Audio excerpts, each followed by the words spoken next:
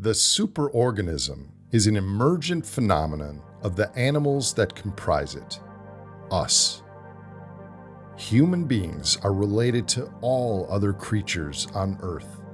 We are the product of an unbroken chain connecting to the first life, which means that hidden beneath our stated motivations of what we do every day in industrial society, we are driven to pursue the same neurochemical brain rewards our ancestors pursued. This has huge implications for our behaviors, our economies, and our futures. Reaching for our phone to see if someone liked our Facebook post or to see if Bitcoin is up or down aren't really our goals. We are in reality just seeking the same brain rewards that led to success for our hunter-gatherer ancestors. Dopamine is a molecule that in animals and in humans leads to motivation and action. In a materially rich modern world, the habituation to the action of consumption leads to the wanting of things culture-wide being stronger than the reward we get from having them. This is a fundamental problem for an economic system that's turning billions of barrels of oil into microliters of dopamine. As a carryover from ancestral tribal life, we are highly tuned to social signals, comparing ourselves to others, seeking approval, acceptance, and jockeying for status. With material and now digital wealth as today's primary status signal, consumerism is now largely based on having as much or more than those around us, rather than focusing on what we may actually need.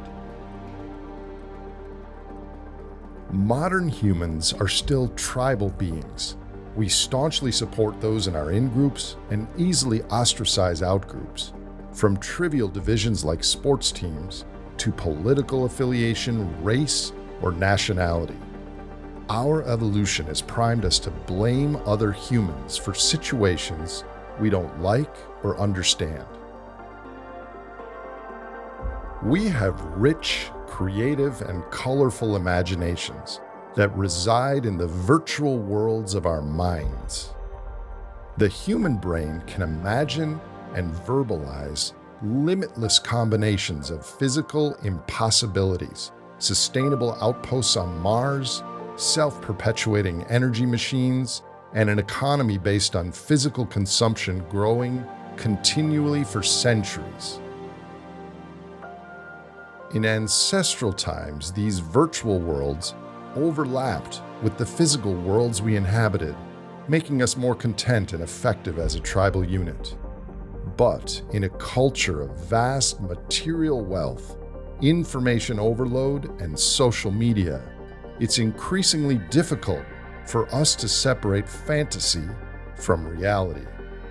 When these individual virtual worlds connect with the virtual worlds of others, the result is widespread shared beliefs that money is real, that our current wealth is due mostly to our cleverness, and that technology will lead to limitless growth.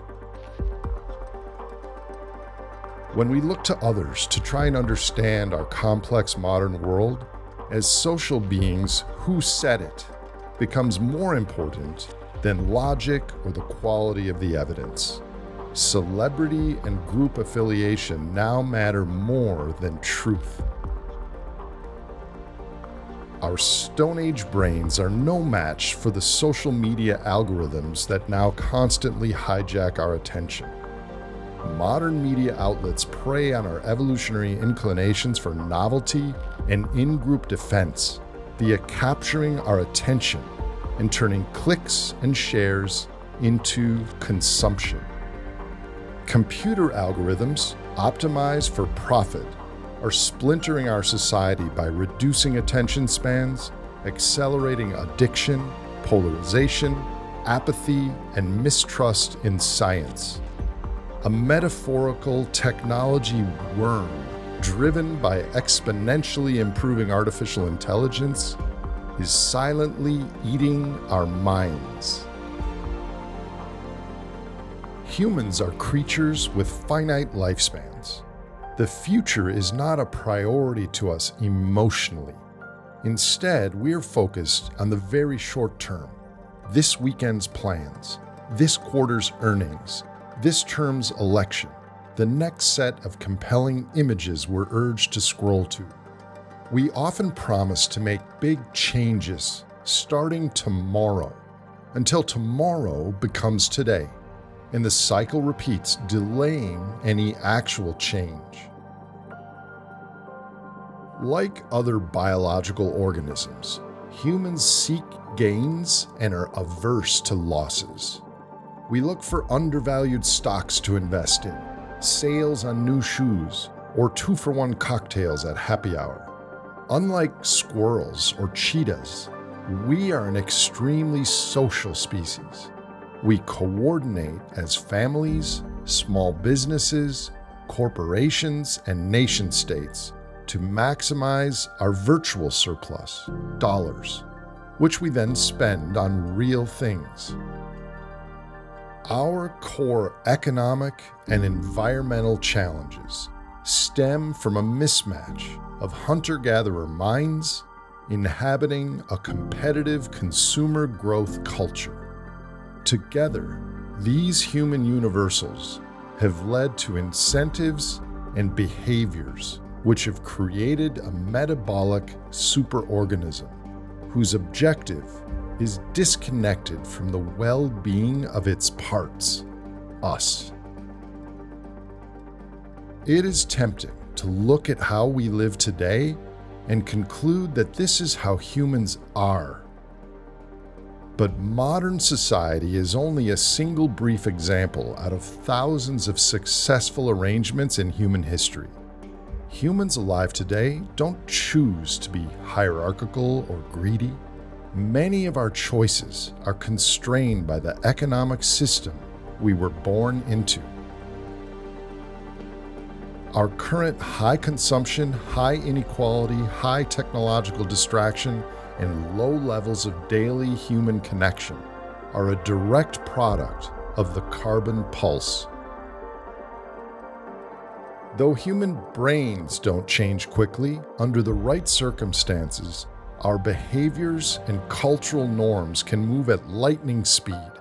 Our species is incredibly adaptive when we're challenged. The way we've been living is an anomaly, but we take it for granted because as individuals, it's all we've ever known. Going forward, a lifestyle adapted to lower energy use will reconnect our virtual and physical worlds. By necessity, our lives will become less global, more interpersonally engaged, and more tethered to natural flows. As a species, a global superorganism is not our destiny. Who we are has brought us to this precipice. Who we are capable of becoming as individuals and as a society will be the question of our time.